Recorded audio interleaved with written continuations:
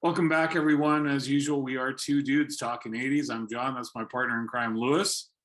Hello. And what's with the get up? Is it like freezing cold out there? I'm really cold. I'm always really cold though. But the shirt, there's actually a reason that I'm wearing this today. I'll try and make it really short. But I'm friends with the keyboard player Jens Johansson from Rising Force, and so we're friends on Facebook. And he posted up this video of him on the tour bus on this tour. And he's talking about, how they were going over the Rockies and they had a flat tire and whatnot. And then so I sent him a message saying, oh yeah, I went to your show on that tour and I still have the shirt. So I thought I'd pop it on and in honor of our little conversation. Very cool. Do you recognize my shirt? I do not. All right. So here's the thing. We'll talk about when we finish recording. But tell you what, if somebody puts in the comments and guesses what this shirt is from, send them an autographed 80s Lou photo. And I mean, what could be more valuable than that, right? That's priceless. Oh, and by the way, it's been a really rough week. So you remember this bad boy. We didn't quite polish it off on your last visit. So yeah, let's do it tonight. Here's the iconic.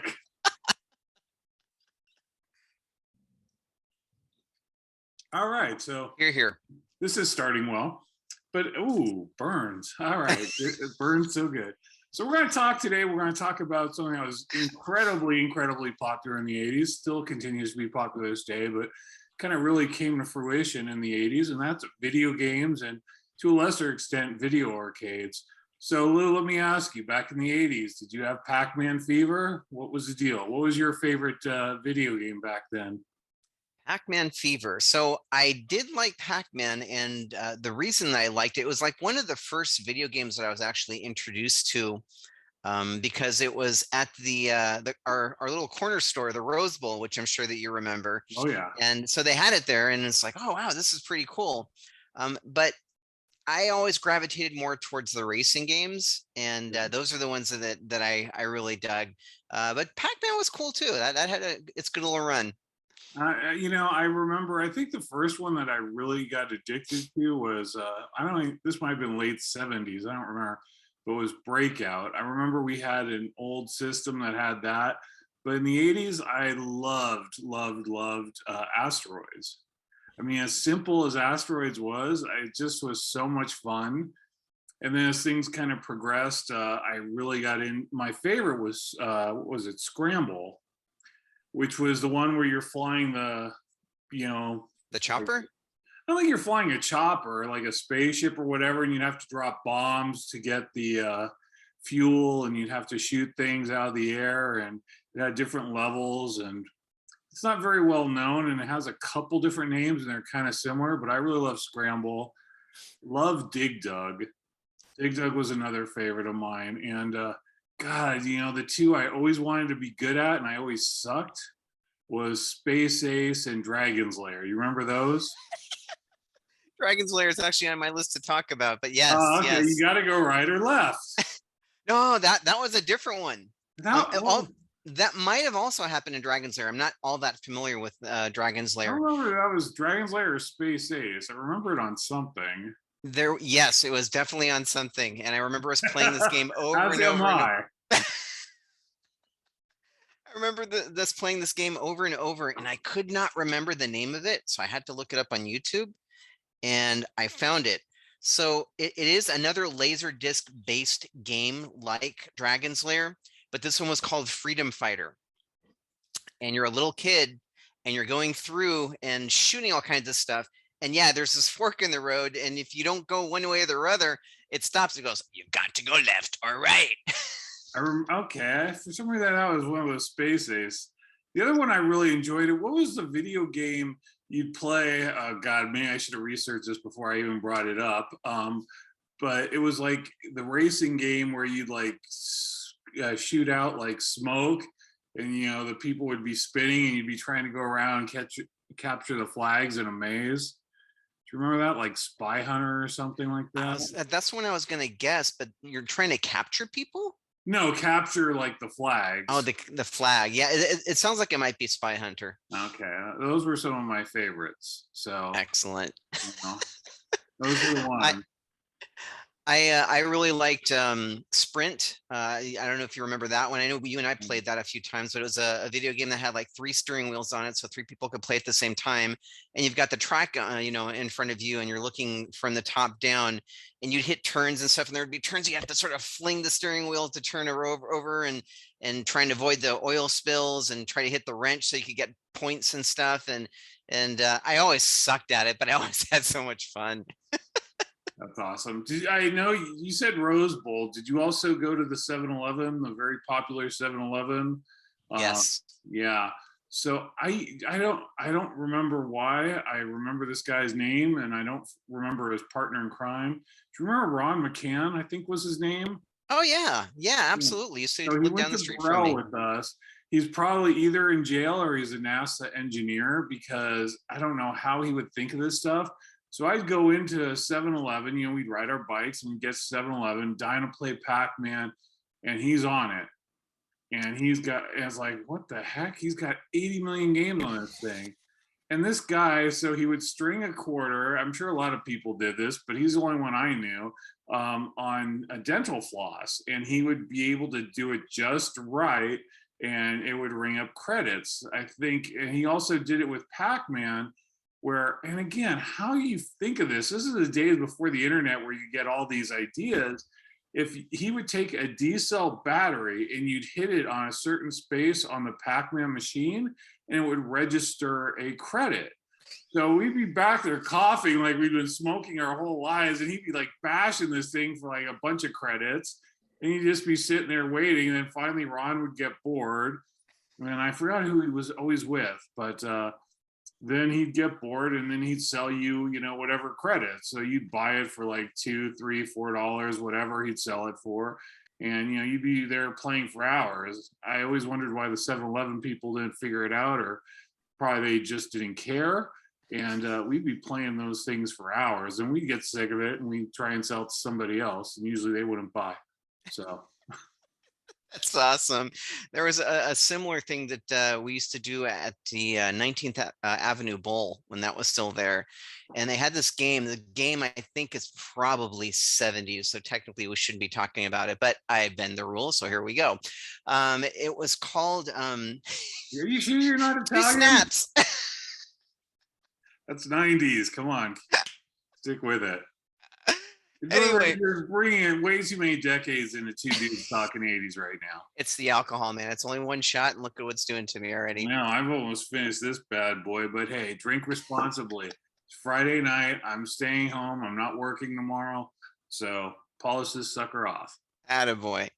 So anyway, at 19th Avenue Bowl, they had this video game, and it was called Night Racer, I think it was. And it was basically, there was a painted on car on the screen, right? And the only thing that moved was the track. And it was black and white, right? You remember it, I right? remember it now. All right.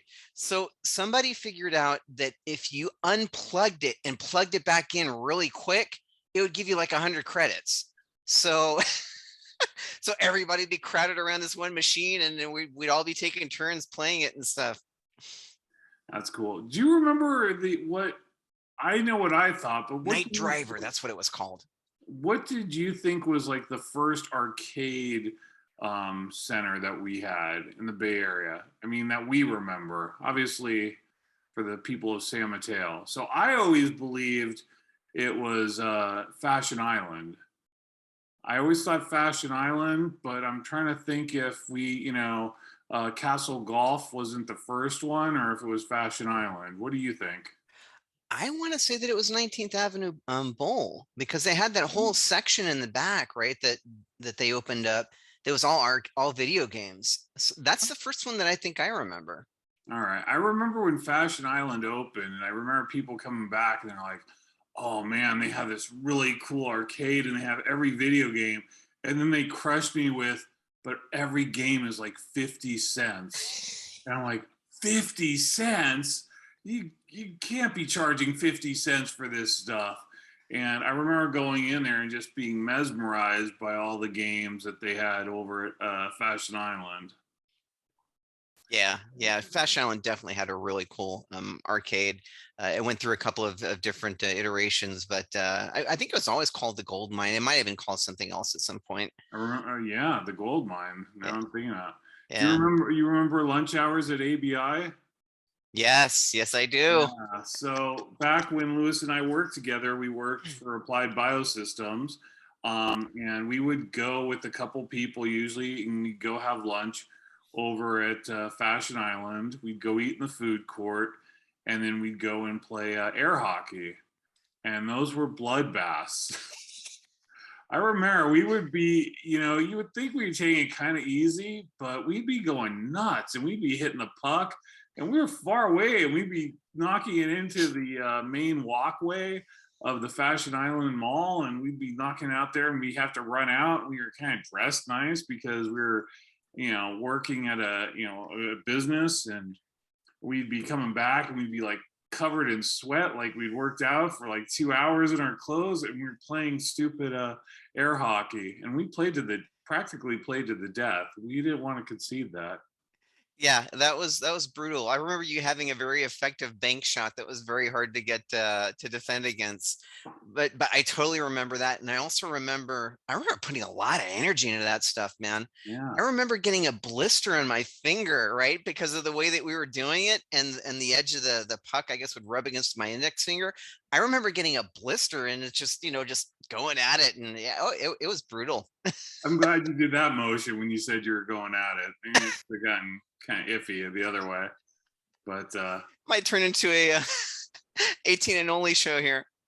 Well, I mean, we're already promoting. Speaking of which, anyone wants to sponsor us? Oh wait, I even say iconic. God dang it, you beat now me. I got to drink again. Damn it. I think it should be iconic. What are some of the other words that we use? Way too much? Yes. I don't know. Iconic's definitely one of them. I killed it on that video. So the other one I really remember, I don't think you ever saw it, but Mike, the old guitar player, and I from our band, when we first started the band, he was, for a while, he was without a car. So I'd always drive him home. And, one time we were like, hey, let's stop at this other 7-Eleven. This was on El Camino, I think in San Carlos. And we stopped in there, he wanted to grab some beer before he left. We were like, ooh, he's old, I think at the time he was 22, 23, and he could buy alcohol. And we're like, wow, this dude's old. We were 18. What did we know? And they had this little video game for baseball, and you could play it for a quarter. And I think a quarter gave you a half an inning. And it was like one of those things where you pulled back the little tiny lever. Like I could easily have broken it off, and that would swing. Or if you were pitching, you'd be pitching, and you click it and you'd run the guys over like this little blip and you pick it up and try and throw it to the base. And we went and I said, oh, let's try this. And it became a habit for us. Like we'd go in there and we'd play 9 innings. Like we'd go and get all the quarters and we would actually sit there and play a 9-inning game every time. And sadly I lost more than I won, but that was really fun too. I remember doing that a lot in the 80s. Talking about the quarters, you just reminded me of something that I haven't remembered for like years. I remember somebody was playing a game that if you were going to play like consecutively, you had your quarters up on the screen. So that meant if you had 5 quarters, that you had 5, you were playing this thing 5 times before somebody else got a chance to. Oh, it used to piss me off when I'd be in the middle of a game. Someone come on and put a quarter on it. I'd be like, really? Come on. I hated that stuff. But, how about later on? I never had my first video game system. And again, this was probably either late 70s, early 80s. My first video game system had like Breakout and Pong, and it was black and white. And I had played that to death. I never got an Atari 2600. Did you have one of those? I never did, but I did get a ColecoVision. I had that. And I still have it. No, you do not still have that. I totally still have it. It's in the box in my closet over here. Have you ever tried to hook it up recently and see if it works? I sort of researched on the internet and remember well, back in the day when you had the UHF and the VHF channels and you had the little splitter in the back that you had to Right. hook up to the antenna so that you could then switch over to the video game. Well, obviously we don't have those connections anymore, so there's adapters, I guess, that you need to buy in order to make them work with the new TVs. I still haven't done that, but yeah, I've got that. I've got different controllers, and yeah, I still have it. So what was your go-to game on the ColecoVision? Zaxxon. I think that was one of the ones we had too. That was a really good one. So It was. It was. all The right. whole Well, 3D motion and stuff. um, that was kind of an iconic video.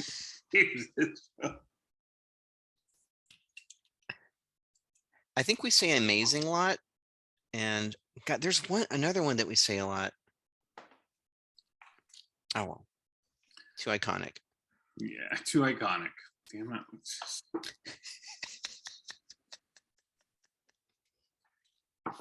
I need ice, but I'm not finished that bad boy tonight.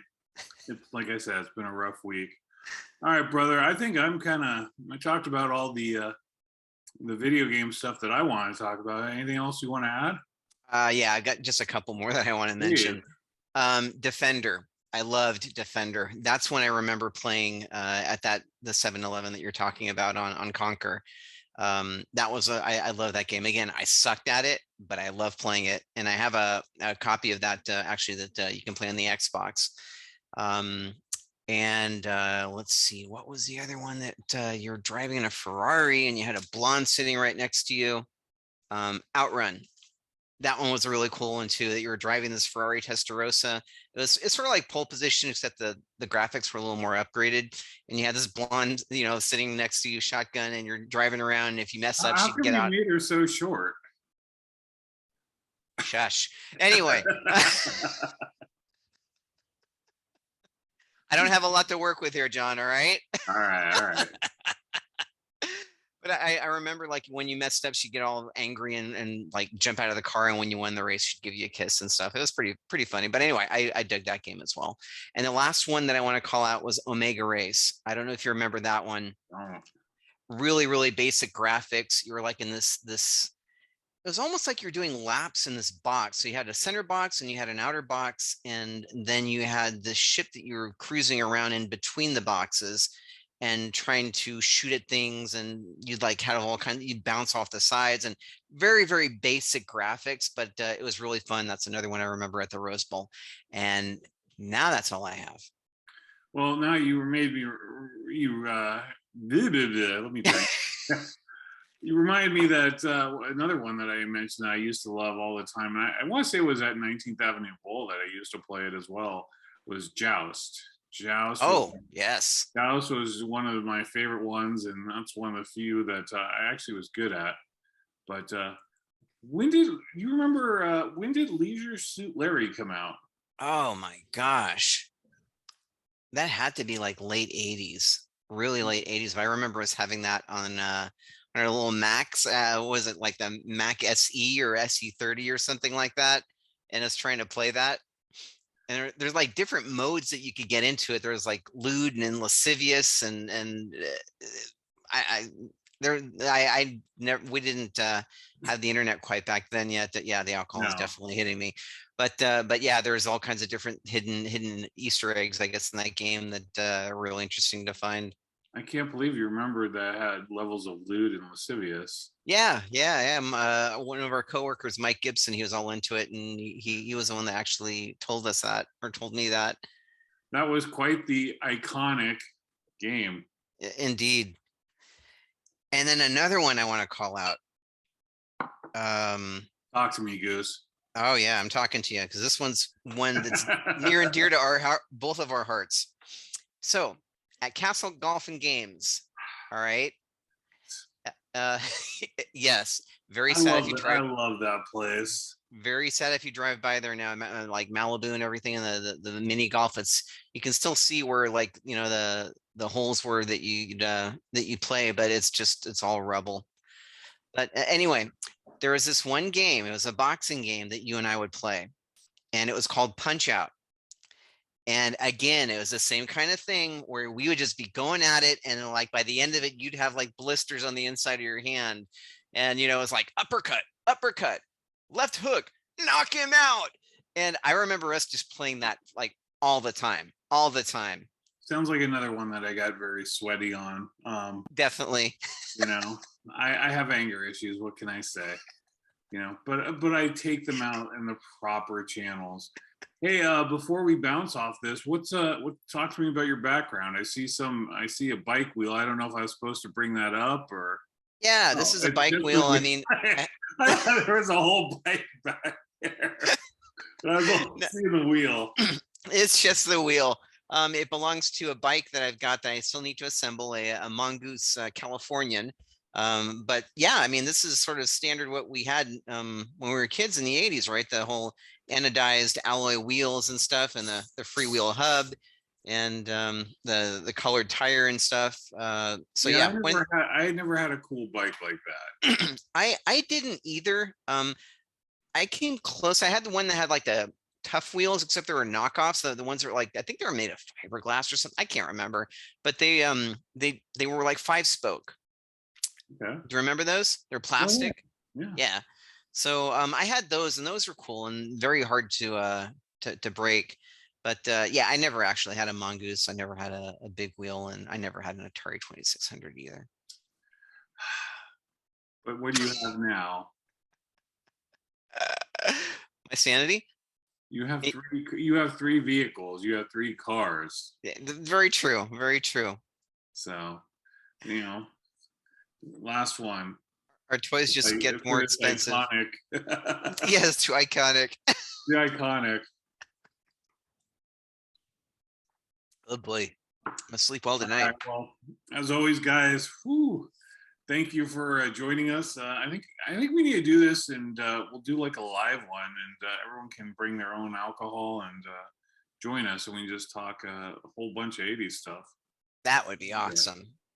We need to do it. We'll talk about it. We'll do it soon, and for the next episode, we're going to be talking about something that was very popular in the 80s, and that was action movies.